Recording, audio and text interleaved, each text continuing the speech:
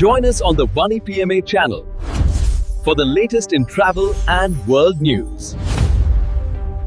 அடுத்து நம்ம போகிற இடம் எதுன்னு பார்த்தீங்கன்னா பில்லர் ராக், அதாவது தூண்பாறை அப்படின்னு நம்ம சொல்லலாம். கொடைக்கானலில் வந்து இதுவும் ஒரு முக்கியமான சுற்றுலாத்தலம் தான். இந்த இடத்துல வந்து பார்த்திங்கன்னா எப்போவுமே இதே மாதிரி பனிமூட்டை இருந்துக்கிட்டே தான் இருக்கும். அது கூட மழை பெஞ்சா எப்படி இருக்கும், நாங்கள் போகும்போது மழையும் பெஞ்சதுங்க, பனியும் விழுந்துட்டு இருந்தது. அப்படியே புகை மூட்டமாக இருந்தது இந்த இடம் பூராமே. அப்படியே இந்த இடத்துல வந்து பார்த்திங்கன்னா இந்த பில்லர் ராக் வந்து 3 இருக்குது இந்த இடத்துல. அப்படியே பார்க்குறக்கு அழகாக தெரியும். இந்த பனிமூட்டை இருக்கிறனால இந்த பில்லர் ராக் வந்து மறைச்சிடுச்சிங்க. ஆனால் ரொம்ப நேரம் வரையும் நாங்கள் வெயிட் பண்ணி பார்த்தோம். இந்த பில்லர் ராக் வந்து முழுசாக நம்ம எடுத்துடணும் அப்படின்னு சொல்லிட்டு எங்களால் முடியல. ஆனாலும் இந்த அளவுக்கு தான் எடுக்க முடிஞ்சதுங்க. அடுத்து நம்ம பார்க்க போகிறது குணா குகை, குணா கேவ் அப்படின்னு சொல்கிறாங்கல்ல, அந்த இடத்துக்கு தாங்க நம்ம போகிறோம். இந்த குணா குகை அப்படின்னு ஏன் பேர் வந்தது அப்படின்னு பார்த்தீங்கன்னா, குணா படம் எடுத்ததுக்கு அப்புறம் தான் இந்த இடத்துக்கு இந்த பேரே வச்சுருக்கிறாங்க. இதுக்கு முன்னாடி கிடையாது அப்படிங்கிற மாதிரி சொல்லப்படுதுங்க. இந்த இடத்துல வந்து இந்த ஆர்ச்செல்லாம் வந்து அதுக்கப்புறம் தான் அமைச்சதாக சொல்லப்படுதுங்க. உள்ளே வந்து மரங்கள் அதிகமாக இருந்திருக்கு. இந்த மாதிரி ரோடு இதெல்லாம் வந்து இப்போ தான் அமைச்சிருக்கிறாங்க. இதுக்கு முன்னாடி மண் ரோடாக தான் இருந்தது அப்படிங்கிற மாதிரி சொல்லப்படுதுங்க. இந்த மாதிரி மரங்கள் சூழ்ந்த இடமா தான் இது இருந்திருக்குது. சமீப காலத்தில் தான் வந்து இது சுற்றுலாத்தலமாக வந்து அதிகப்படியாக வந்து மக்களுக்கு அறியப்பட்டிருக்குது. அதுக்கப்புறம் தான் இந்த இடத்த வந்து கொஞ்சம் மாற்றி அமைச்சிருக்கிறாங்க அப்படிங்கிற மாதிரி சொல்லப்படுது. இதுக்கு முன்னாடி இந்த இடம் வந்து இந்த மாதிரி கிடையாது அப்படிங்கிற மாதிரி சொல்லப்படுது. இந்த இடத்துல வந்து எது முக்கியம் அப்படின்னு பார்த்தீங்கன்னா இந்த வேர்கள் தான். நீங்கள் வந்து கொடைக்கானலுக்கு போனீங்கன்னா குணா குகை போனீங்களா அப்படின்னு கேட்டால் அதுக்கு அடையாளம் வந்து இந்த இடம் தான். இந்த வேர்களை பார்த்தா தான் நம்புவாங்க. ஏன்னு கேட்டிங்கன்னா இந்த இடத்துல இந்த வேர்கள் வந்து இந்த மாதிரி இருக்குங்க. இந்த இடம் தான் வந்து குணா குகைக்கு உள்ளே போகிற வழி. இப்போ வந்து அதை அடைச்சி வச்சுருக்கிறாங்க. ஏன்னா மக்களுக்கு வந்து அனுமதி கிடையாது. ஏன்னா உள்ளே போய் வேண்டாத வேலையெல்லாம் பண்ணிடுறாங்க அப்படின்னு சொல்லிட்டு அடைச்சி வச்சுட்டாங்க. அதுக்கு பதிலாக வந்து இந்த மாதிரி ஒரு டவர் அமைச்சு வச்சுருக்கிறாங்க. இது மேலே ஏறி நின்று பார்த்தீங்கன்னா அந்த குணா குகை வந்து தெரியும். அதாவது பனிமூட்டை இருந்தால் அது தெரியாதுங்க. அது பக்கத்தில் வந்து இந்த மாதிரி மரங்கள்லாம் நிறையா சூழ்ந்துருக்கும். அதை ஏறி பார்த்துட்டு வரலாம். இதுபோக பார்த்திங்கன்னா இந்த இடத்த வந்து பார்த்திங்கன்னா மொத்தமாக வந்து பனிமூட்டம் வந்து அதிகமாக இருக்குங்க இந்த இடத்துல. வேறு எதுவுமே இந்த இடத்துல இருக்காது. அப்படியே சுற்றி பார்த்துட்டு வரலாங்க. ஆனால் இந்த இடத்த பார்க்கும்போது நமக்கு பெரிய ஒரு அழகான இடமா அற்புதமாக இருக்குங்க இந்த இடம். அடுத்து நம்ம பார்க்க போகிற இடம் எதுன்னு பார்த்திங்கன்னா பைன் ஃபாரஸ்ட். இந்த பைன் ஃபாரஸ்ட்டுக்குள்ளே பெரிய பெரிய மரங்களாக இருக்கும். அதே மாதிரி பனி சூழ்ந்த இடமா இருக்கும். அப்படியே மேகமூட்டத்தோடு இருக்குங்க. பார்க்குறக்கு அழகாக இருக்கும்.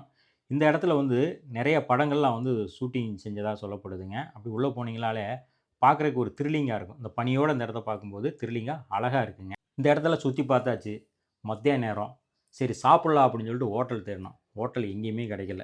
எங்கே பார்த்தாலும் பிரெட் ஆம்லேட்டு, நூடுல்ஸு இதுதான் அங்கே இருந்தது. சரி அப்படியே சிட்டிக்குள்ளே வந்தோம். ஒரு ஹோட்டல் கிடச்சிது. சரின்னு சொல்லிட்டு போய் உட்காந்தோம். உட்காந்து சாப்பாடு ஆர்டர் பண்ணால் அவங்க வந்து சாப்பாடு இலையில் கொடுக்கல, பவுலில் தான் கொடுத்தாங்க. சரி சாப்பிட்டுட்டு இருக்கும்போது நண்பர் சொன்னார், சிக்கன் ஒன்று ஆர்டர் பண்ணிடலாம் அப்படின்னு சொல்லிட்டு சொன்னார். சரி அதையும் ஆர்டர் பண்ணி சாப்பிட்லாமே அப்படின்னு சொல்லிட்டு ஆர்டர் பண்ணி சாப்பிட்டேன். சாப்பாடு வந்து வேறு லெவலில் அழகாக அற்புதமாக இருந்ததுங்க. சாப்பிட்டு முடிச்சாச்சு. அடுத்து எங்கே போகலாம் அப்படின்னு யோசித்தோம். பக்கத்திலே தான் வந்து நட்சத்திர ஏரி இருக்குது. அதாவது கொடைக்கானல் லேக் அப்படிங்கிறாங்கல்ல, அது பக்கத்தில் தான் இருக்குது. சரி அங்கே போயிடலாம் அப்படின்னு சொல்லிட்டு உள்ளே போய் டிக்கெட் எடுத்துகிட்டு அப்படியே உள்ளே போனோம். உள்ளே போய் போட்டிங் போகலான்னு ஒரு ஆசை. சரி போயிடலாம் அப்படின்னு சொல்லிட்டு டிக்கெட் எடுத்துகிட்டு அப்படியே போட்டில் உட்காந்து அப்படியே உள்ளே போனால் நம்ம தான் பெடல் பண்ணி போகணுங்க. இங்கே வந்து மோட்ரு போட்டிருக்குது. அதே மாதிரி பெடல் பண்ணி போகிறதும் இருக்குது. நமக்கு எது தேவையோ எடுத்துக்கலாம். அதே மாதிரி வந்து ஆளுகளும் வந்து அப்படியே தோணி மாதிரி ஆளுகளை வச்சு கூட்டிகிட்டு போவாங்க. அதுவும் இருக்குது. நமக்கு எது தேவையோ எடுத்துக்கலாம். நாங்கள் வந்து பார்த்திங்கன்னா பெடல் பண்ணுறதா எடுத்தோம். அப்படி பெடல் பண்ணி போயிட்டே இருந்தால் பார்க்குறக்கு அழகாக அற்புதமாக இருந்தது. எனக்கு வந்து ரொம்ப பிடிச்சிருந்தது இந்த லேக்கில் வந்து பெடல் பண்ணுறது. அப்படியே போயிட்டே இருந்தோம். சரி இந்த லேக் வந்து எப்படி உருவாச்சு அப்படிங்கிற சின்ன வரலாறு நம்ம பார்க்கலாம். அதாவது பார்த்திங்கன்னா இந்த லேக் வந்து ஏரி கிடையாது. இது வந்து ஓடைகளால் அமைக்கப்பட்டது. இதோட பரப்பளவு அப்படின்னு பார்த்திங்கன்னா 60 ஏக்கருங்க. சரி இதில் எப்போ போட்டு விட்டாங்க அப்படின்னு பார்த்திங்கன்னா, கிட்டத்தட்ட வெள்ளைக்காரர் இருக்கும்போது தூத்துக்குடியிலேருந்து போட் எடுத்துகிட்டு வந்து தான் இதில் விட்டு அவங்க வந்து அந்த காலத்தில் வந்து அவங்களுடைய சந்தோஷத்தை வந்து பகிர்ந்துருக்கிறாங்க. அந்த மாதிரி தான் இந்த லேக் உருவாகிருக்குங்க.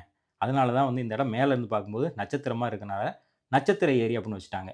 கொடைக்கானலில் ஒரு பகுதி சுற்றி பார்த்துட்டோம். ஏன்னா முழுசாக எங்களால் சுற்றி பார்க்க முடியல. சரி வீட்டுக்கு கிளம்பலாம் அப்படின்னு கிளம்பும்போது விவசாயிகள் வந்து இந்த மாதிரி ரோட்டில் வந்து அவங்களுடைய பொருட்கள்லாம் வச்சு விற்றுக்கிட்டு இருந்தாங்க. ஸ்டார் ஃப்ரூட்டு, மாங்காய், நெல்லிக்காய் இந்த மாதிரி நிறையா பழங்கள் வச்சுருந்தாங்க. நான் என்ன பண்ணேன், கேரட் வாங்கிட்டு போகலாம் அப்படின்னு சொல்லிட்டு கேரட்டை வாங்கிட்டு வீட்டுக்கு கிளம்பிட்டேங்க.